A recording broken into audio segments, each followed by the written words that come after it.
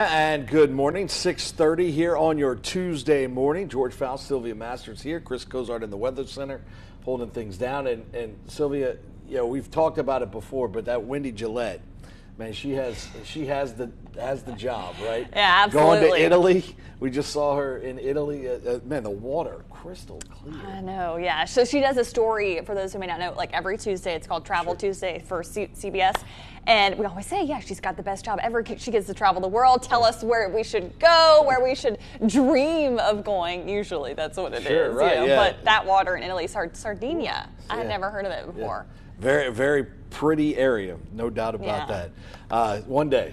Hey, fingers crossed. One day. All right, Chris, one day for you as well.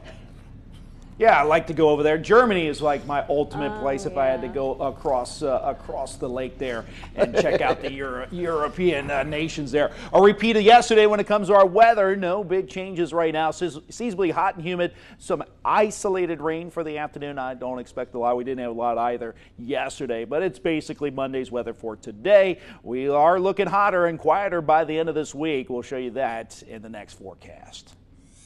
Crews are working around the clock to save homes in a Houston neighborhood as a massive tornado of fire burned for at least 14 hours. The flames, the result of a car crashing into a natural gas pipeline. CBS's Jared Hill has more on this developing story.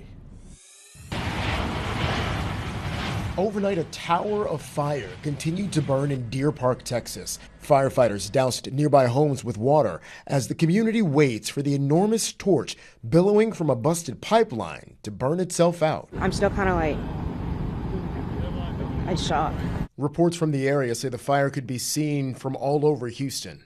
Authorities say the fire started just before 10 a.m. local time in a suburb of Houston when someone driving an SUV crashed through a fence, hitting a valve on a liquid natural gas pipeline. Authorities say the investigation is ongoing, but it doesn't appear to be terroristic activity.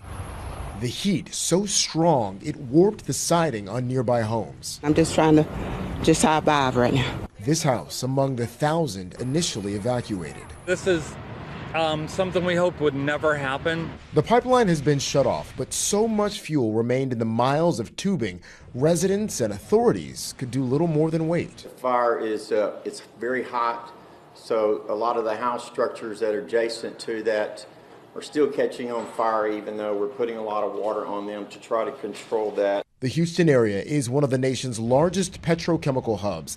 There are 12 companies operating pipelines in this neighborhood alone. Jared Hill, CBS News. Experts say letting the fire burn is better for the environment than trying to suppress the flames with foam or liquid, which could release toxic chemicals. Meanwhile, 58-year-old Ryan Wesley Ruth appeared in court Monday facing federal weapons charges in connection with Sunday's assassination attempt of former President Donald Trump at his West Palm Beach golf course.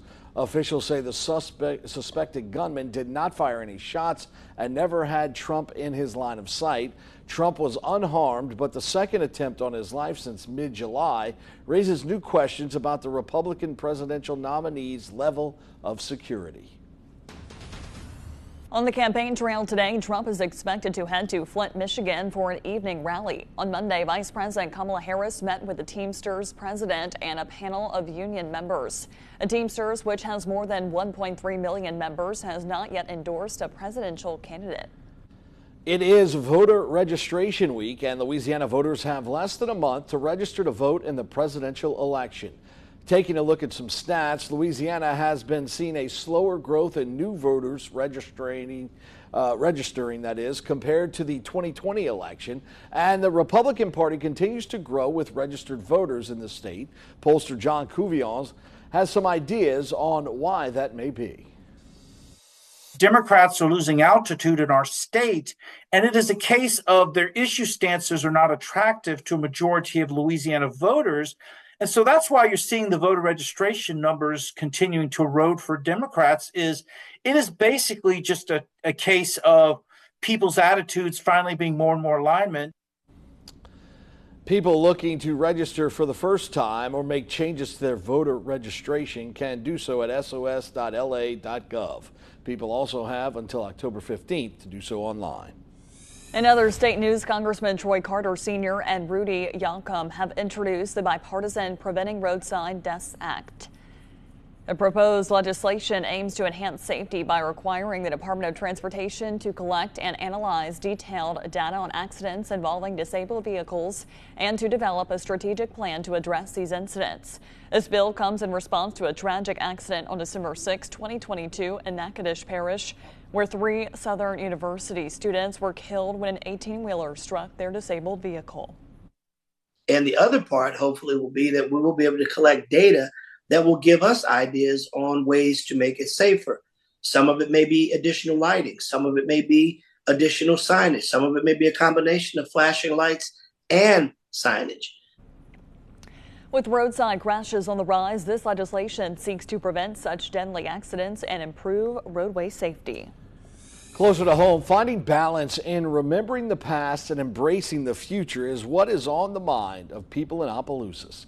Throughout this year, several historic buildings in the city have either been destroyed, considered for demolition, or the subject of a campaign for preservation as the city tries to move into the 21st century.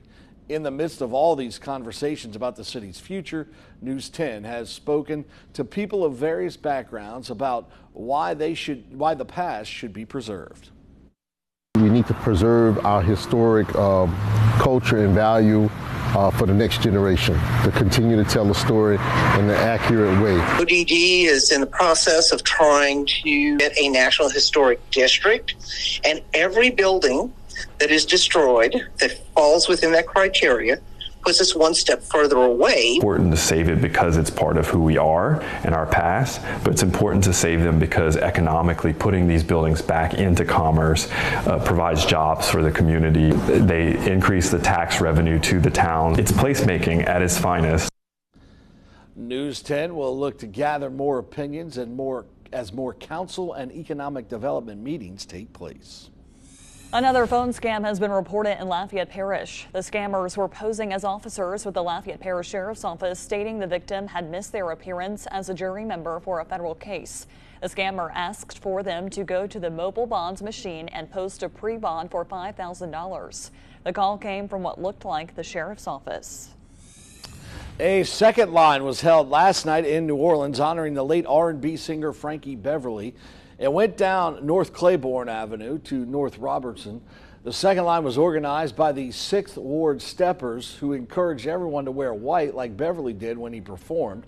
There was even a mock casket holding a paper cutout of the singer who died last week at the age of 77. I'm loving it all, and I've been out here very early. I'm one of those that when they played in New Orleans for the weekend, 1980, and I still have my ticket stubs. So yes, I go way back with Frankie Beverly and Maze. Love him. Beverly was the front man for the legendary group Maze, which came to prominence in the 1980s with their Live in New Orleans album, which was recorded at the Sanger Theater. In St. Landry Parish, construction on a $1 million road project is underway. DOTD officials say work began on Monday. This project stretches along LA 3116 from the Acadia Parish line to East Maple Avenue in Eunice. During the course of the project, crews will be on the job Monday through Friday from 7 a.m. to 5 p.m. weather permitting. They will be milling asphaltic pavement, pavement patching, asphalt overlay, and other related work. Drivers should expect delays in the area. The project is estimated to be completed in December.